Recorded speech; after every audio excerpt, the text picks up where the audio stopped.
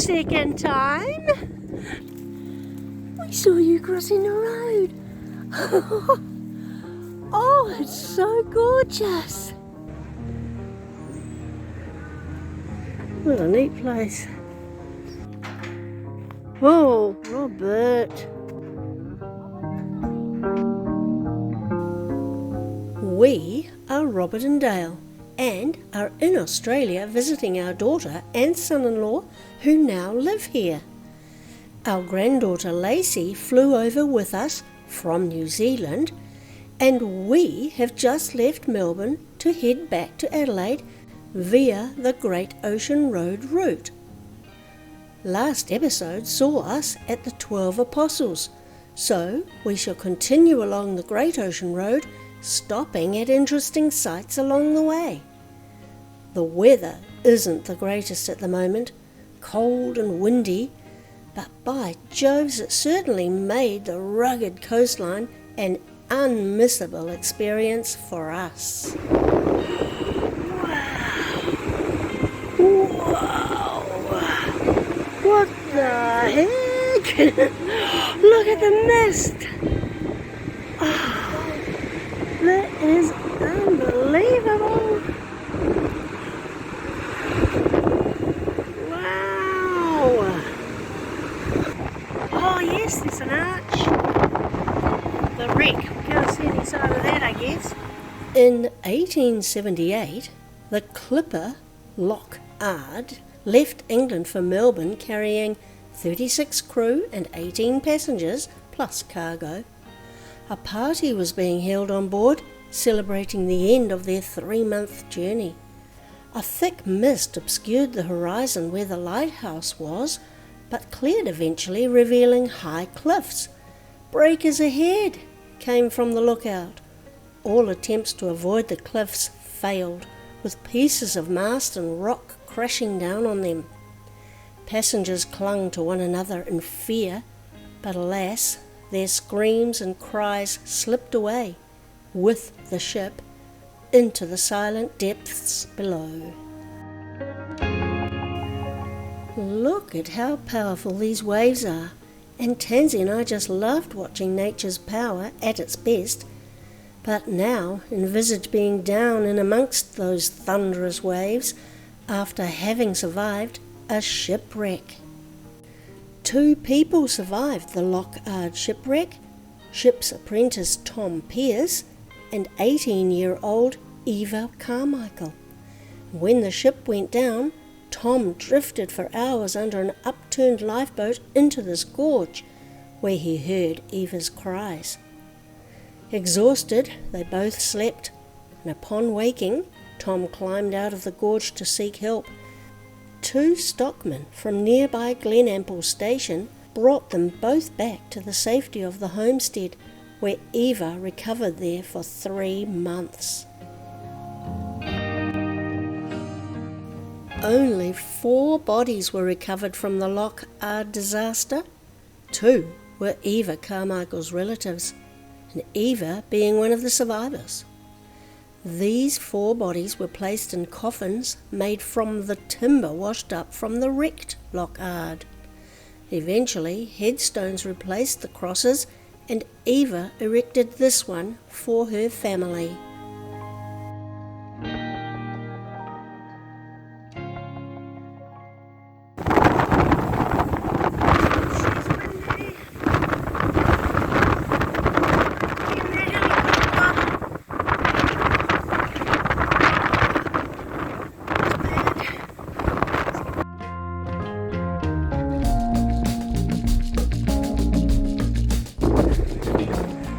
Piece of foam.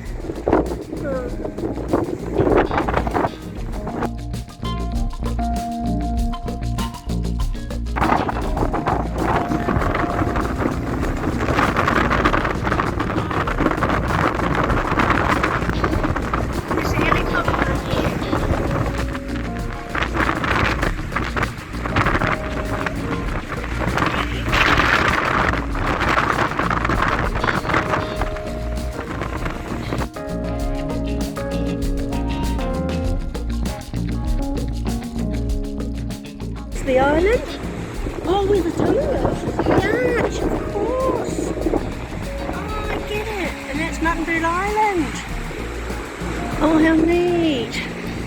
Every year, the short-tailed shearwater, or muttonbird, undertake a 30,000 kilometre journey to the Aleutian Islands near Alaska. Their short bodies and long wings help them to glide or shear, saving vital energy.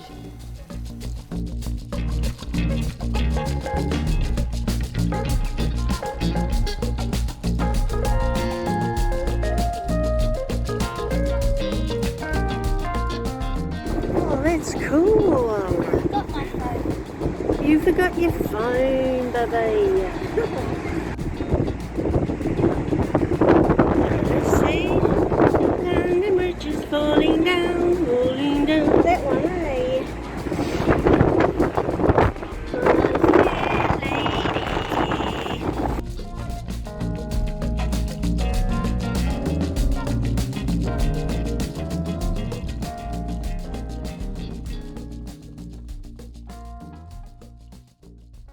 Wrong car. Again? For the second time? You're funny. Can't you see all of us on top? Can't you see our beds on top? No beds on top. Yeah.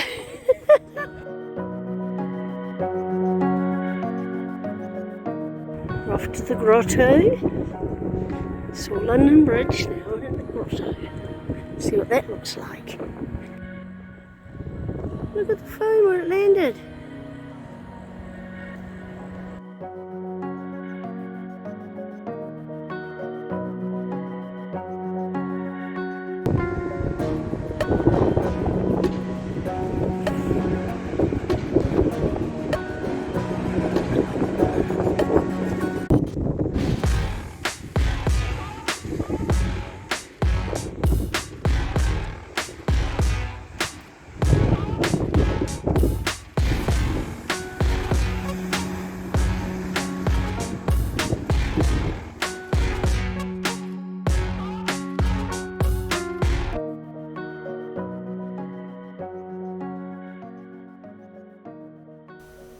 We had come to the end of the Great Ocean Road and were driving toward Mt Gambier when this happened.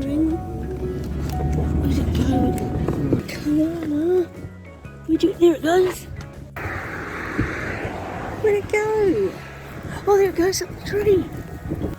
Too cold for snakes. Oh, look at you looking at us. Hi, we saw you crossing the road, sweetie. I saw you crossing the road. Oh, it's so gorgeous. Hi. Oh, hi, guys. Tides.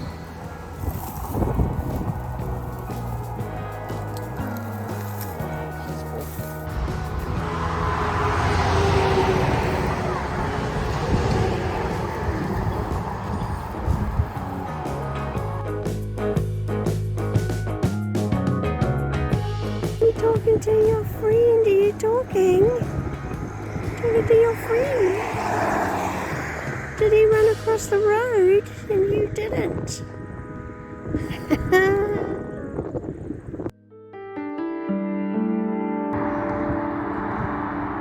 This is the town of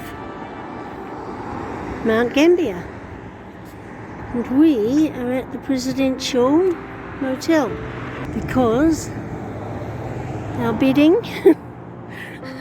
our pillows, everything is wet. 10. Our room, we did our washing. It was cool to, or dried our washing. Look at these cool pictures, aren't they nice? I forgot to show where we are. Look, here's the other room with the other family. Yay! Full on knots, darling. Babe, did you have conditioner? Yeah, that's just the stuff that's here. It's not good. Oh, no.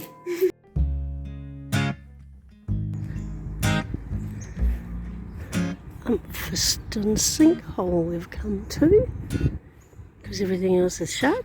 Nothing opens till 10 here.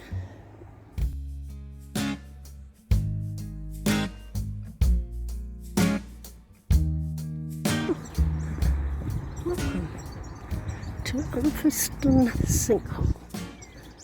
What the heck is it like? Oh wow! In the 1860s, James Umfiston created this traditional English garden on his property where a sinkhole was the focal point. His intention was to bring joy to visitors and to the townspeople of Mt Gambier to retreat to as a pleasant resort in the heat of summer. Back then, the sinkhole had water in it, which created more of a fairyland scene. Rain, which is slightly acidic, seeps into the ground and dissolves the limestone along lines of weakness in its structure, eventually turning into a cave. Further underground, the forming caverns eventually collapse, leaving steep-sided circular openings known as sinkholes. And this Mt Gambier area is called the Limestone Coast, with many natural attractions including craters, lakes, caves and sinkholes.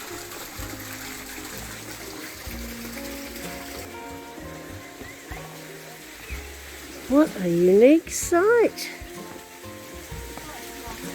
Yeah, I didn't pick my camera up. What's up there? Honeycomb? What?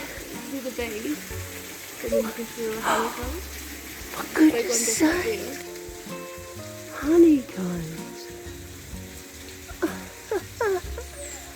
Why? The bees just do their thing. It's so strange. And then underneath. Huh.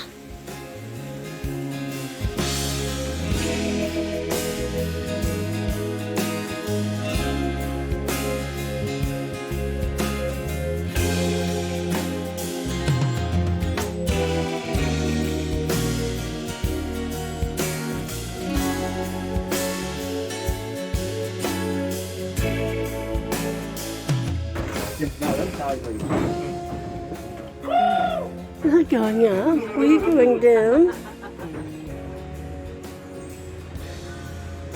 What a neat place. So neat. Stops there, does it?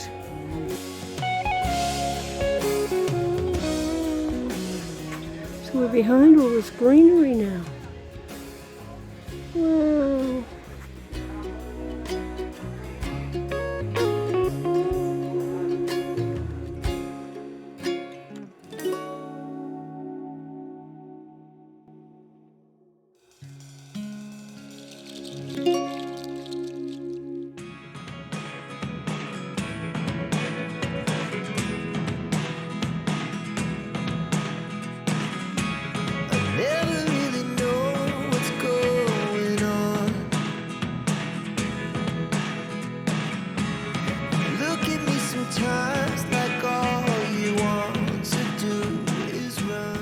Look at all the locks.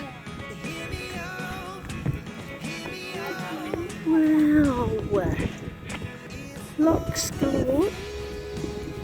Oh, see, you should have brought our hats. This blue lake was formed when a volcano blew a hole in the limestone. There's a kangaroo on it.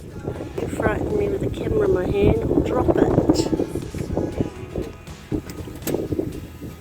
The blue lake.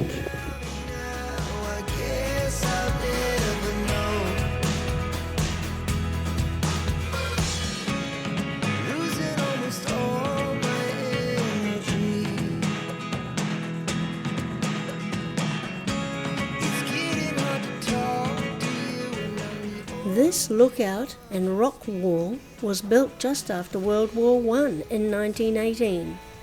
It was the greatest working bee in Mt Gambier's history, with the 4-metre high and 200-metre long wall named after Arthur Rook, who was the president of the association that created the wall. He didn't get to see the finished wall as he died from the Spanish flu epidemic of 1919.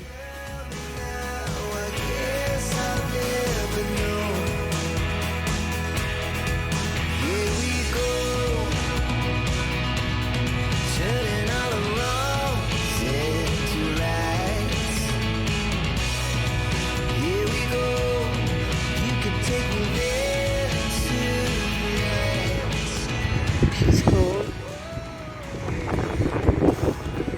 See? Popular. I suppose it is Sunday. Sunday the what, 15th of September? All these castle things on top. Is it open? It's coming.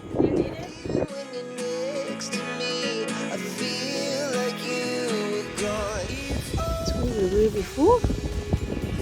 Up on the hill there.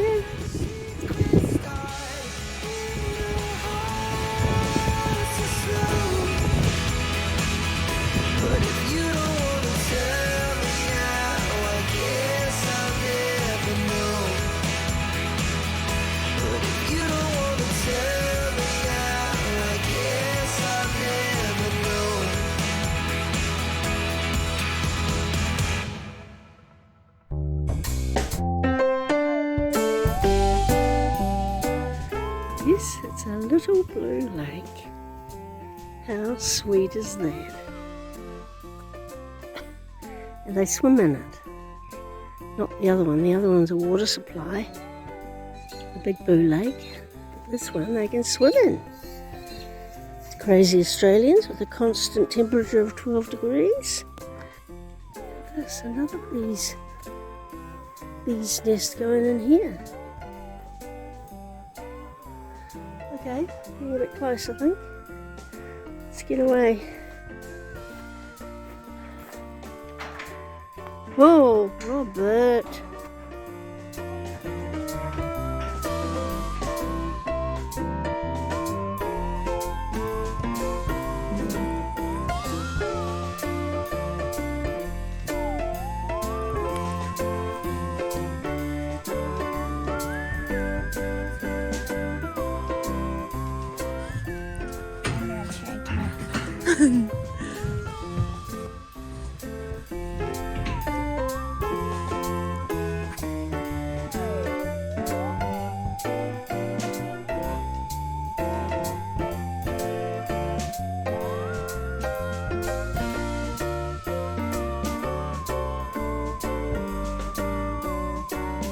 We heard a woman's voice saying, "Don't do it!" And she was serious.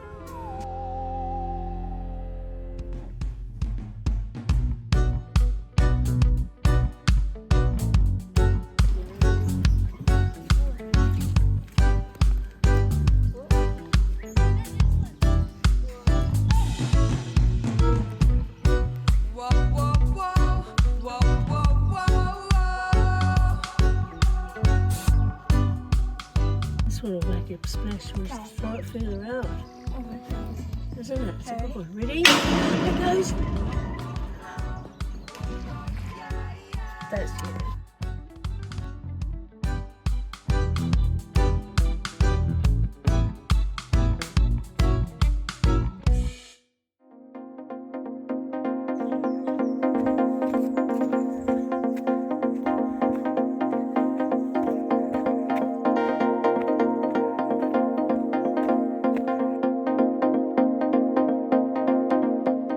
Crazy. All these sinkholes everywhere. Huh?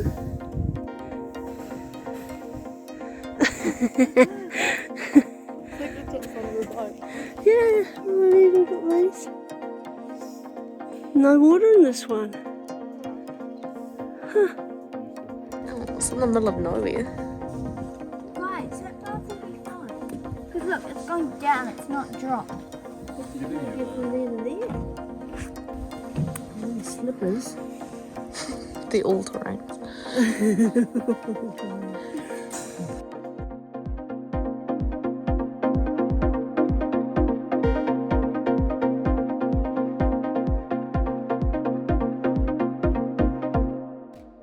We've arrived back at the Murray River, where we once again cross over on the Wellington Ferry, back to Tansy and Caleb's place on Hindmarsh Island. Continue straight onto Ferry Road, B45.